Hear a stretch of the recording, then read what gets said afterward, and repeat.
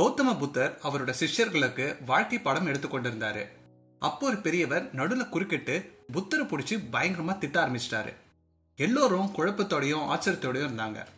ஏன் எங்களோட குருவை இப்படி திட்டுறீங்கன்னு அந்த புத்தரை சுற்றி இருந்தவங்க அந்த பெரியவரை கேள்வி கேட்டாங்க.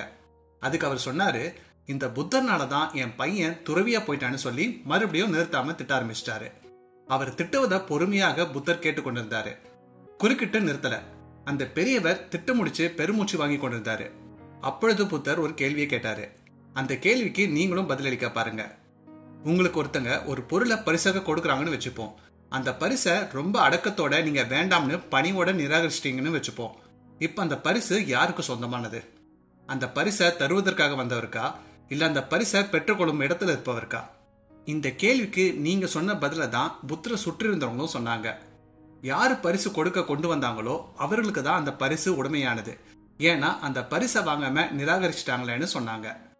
அந்த பெரியவர் இன்னும் கோபத்தோட, ஒரு முட்டாள் கூட இதற்கு பதில் சொல்வான், இது என்ன பெரிய கேள்வியா, அந்த பரிசு கொடுக்க வந்தவருக்கு தான் சொந்தம்னு மறுபடியும் கோபத்தோட கத்தினாரு. சரியாக சொன்னீங்க, அந்த பரிசு மாதிரியே நீங்க என்ன வசப்படையதும் பொருந்தும்லன்னு கூறினாரு.